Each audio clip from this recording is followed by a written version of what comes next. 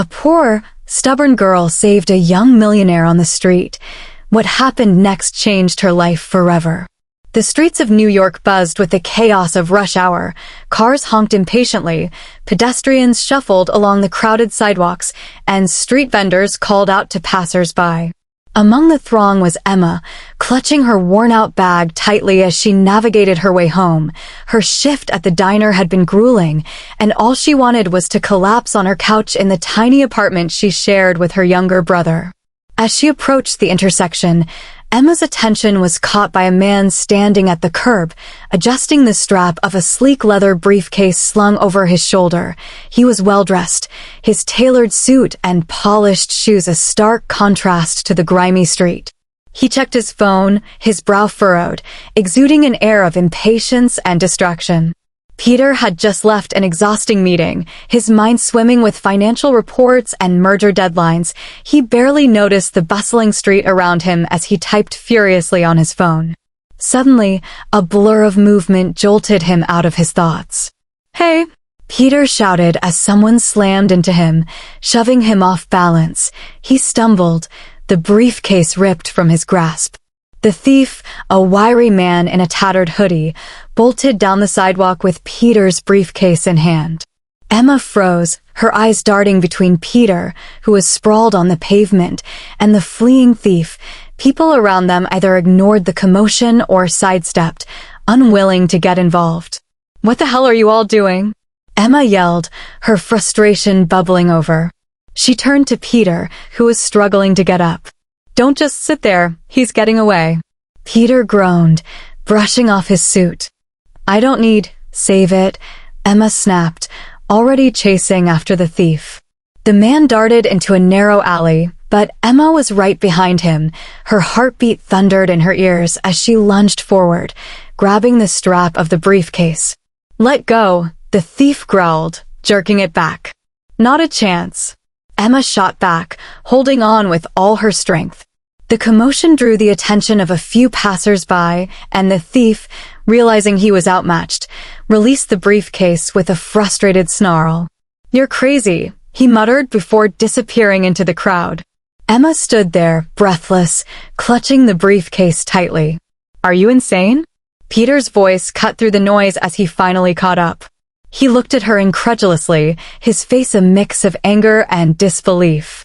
"You could have gotten hurt." Emma thrust the briefcase toward him, her eyes blazing. "You're welcome." Peter blinked, momentarily stunned by her audacity. "I didn't ask for your help, and I didn't ask to see some rich guy get robbed." "Maybe next time, keep a better grip on your stuff," Emma shot back. Peter opened his mouth to retort, but stopped himself. His sharp gaze softened slightly as he noticed her disheveled appearance, her messy hair, the tired lines on her face, and the uniform that hinted at a long, hard day. Thank you," he said finally, his tone grudging but sincere. Emma sighed, her frustration ebbing. "Just be careful next time, okay?" She turned to leave, but Peter stopped her. "Wait. Let me at least buy you a coffee or something to say thanks." Emma hesitated, glancing at her watch. She was already late getting home, but something in his voice made her pause. "Fine," she said, "but make it quick. I've got places to be." They sat in a small cafe a block away, the warm glow of the interior a welcome contrast to the bustling street outside. "So," Peter began, still slightly rattled, "do you make a habit of running after thieves?" Emma snorted, stirring her coffee. "Not exactly, but someone had to do something." "You looked like a deer in headlights." Peter frowned, but there was a faint glimmer of amusement in his eyes. "I was caught off guard." Emma smirked. "Sure you were." There was a brief silence as they sipped their drinks. "You work nearby?" Peter asked, glancing at her uniform. "Yeah," Emma said, leaning back in her chair, diner a few blocks down. "Long hours, lousy tips, but it pays the rent." Peter nodded, sensing the pride in her tone despite the hardship she hinted at. "I'm Peter, by the way." "Emma," she replied. "Well, Emma, I owe you one. That briefcase, it's important." "Looks fancy," Emma said, raising an eyebrow. "What's in it?" "Work," Peter said vaguely, a small smirk tugging at his lips. Lots of work. Emma rolled her eyes.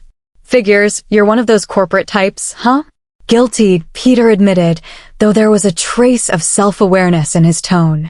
Must be nice. Emma muttered, almost to herself, suits, briefcases, important meetings, a whole different world. Peter studied her, something about her words striking a chord.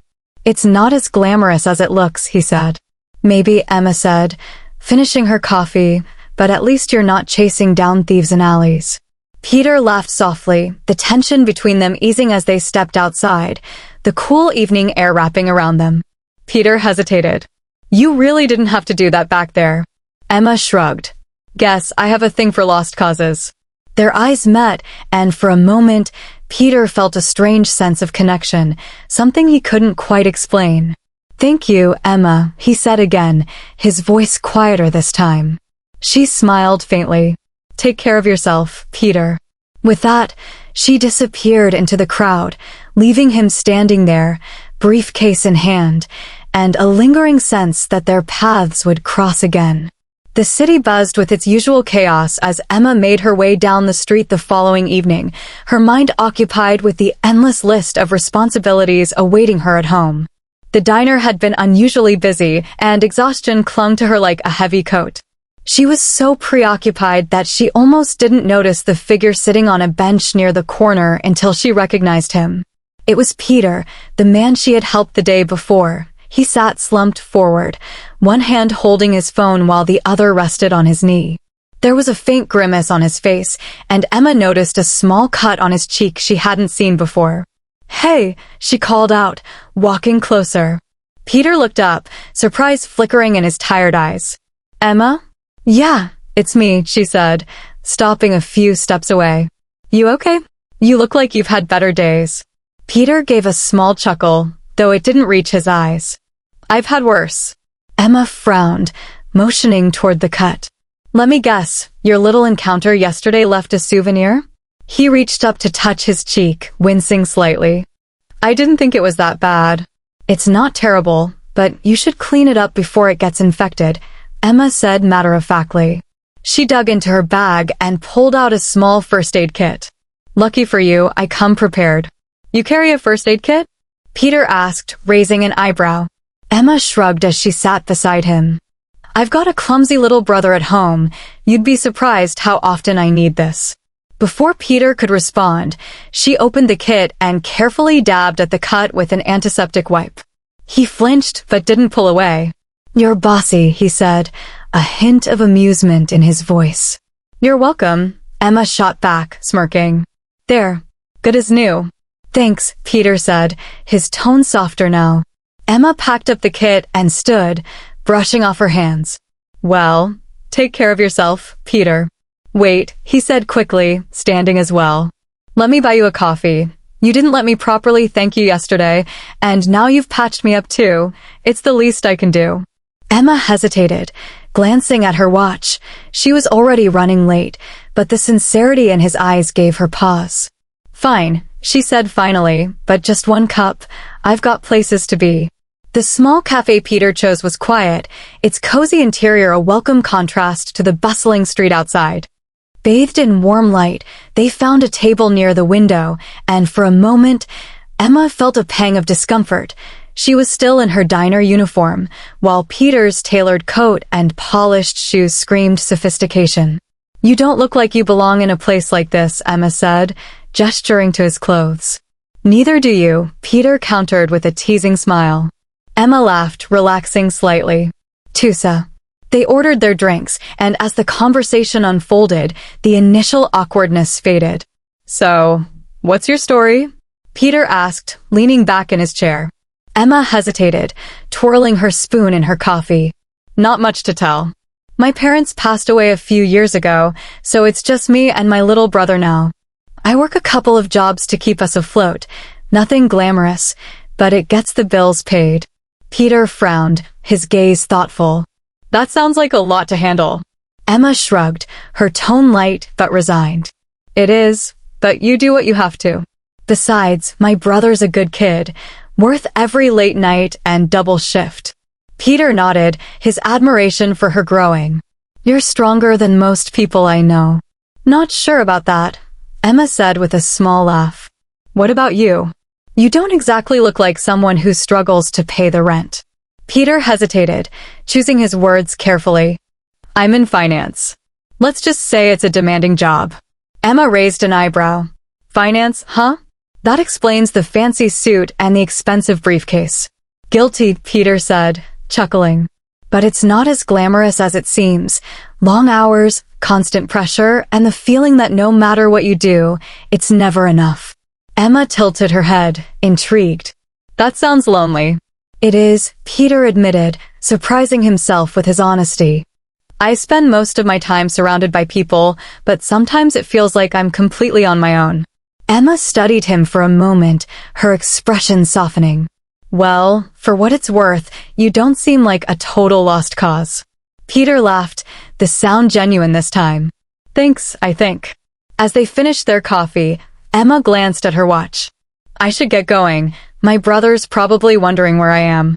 Peter nodded, though he felt a pang of disappointment. Let me walk you home. You don't have to do that, Emma said, standing and grabbing her bag.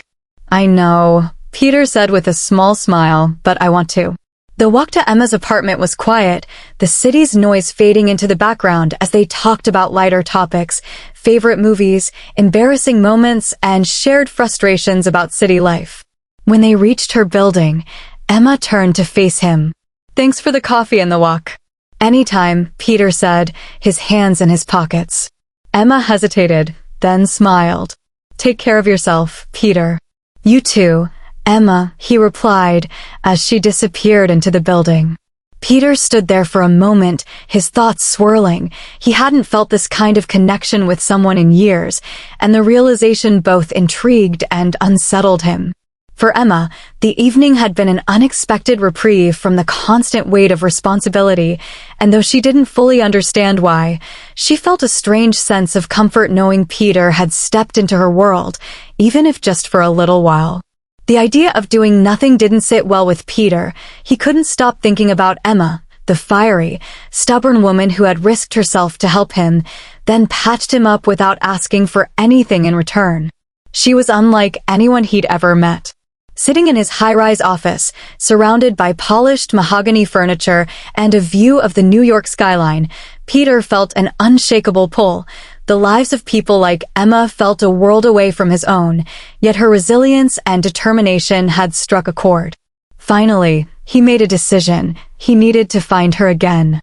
It took some effort, but Peter managed to locate the diner where Emma worked. When he walked in, the small bell over the door jingled, drawing the attention of a few patrons. The place was modest, with faded linoleum floors and tables that had seen better days. Emma was behind the counter, pouring coffee for an elderly man. Her back was turned, but Peter recognized her immediately. She looked as tired as ever, yet there was an energy in her movements, a quiet determination that kept her going. Emma, he called softly as he approached the counter. She froze for a moment, then turned, her eyes widening slightly. Peter, what are you doing here? I came to see you, he said, sliding onto a stool. Why? She asked, crossing her arms. I thought we were even after that coffee. Peter smiled faintly. We are, but I wanted to thank you properly again. Emma sighed, shaking her head. You really don't need to keep doing this. I didn't help you because I wanted something in return. I know, Peter said, his tone earnest. That's why I want to help you. Please, let me do something for you. Her eyes narrowed. Help me how? I don't know yet, he admitted, but whatever it is, it'll make things easier for you, for your brother. You shouldn't have to work yourself to the bone just to survive. Emma's expression hardened. I don't need your money, Peter. I don't need anyone's charity. It's not charity, he said quickly.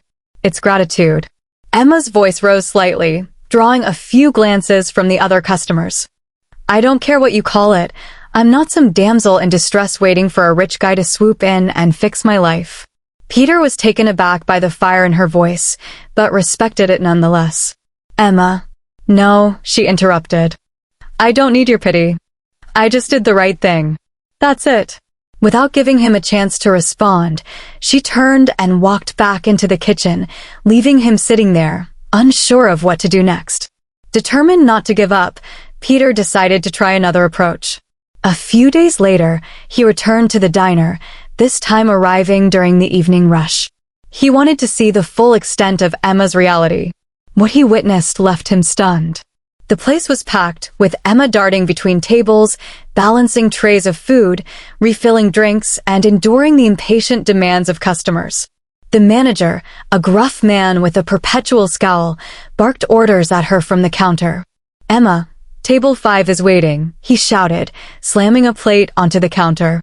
"I'm on it," Emma replied, her voice tight. "You'd better be," the manager snapped. "I don't have time for your excuses." Peter clenched his fists as he watched the scene unfold. The manager's tone was demeaning, his treatment of Emma nothing short of humiliating, yet she carried on, her head held high despite the blatant disrespect. When the rush finally subsided, Peter approached her as she wiped down a table. "Emma," he said softly. She looked up, her face a mixture of surprise and exhaustion. "Peter, what are you doing here again?" "I had to see for myself," he said, his voice calm but firm. "How you're treated here, it's unacceptable." Emma straightened, her eyes flashing with defiance. "It's a job, Peter. It pays the bills." "You deserve better than this," he said, his tone rising slightly. "No one should have to put up with that kind of treatment." "I don't need you to tell me what I deserve," she shot back.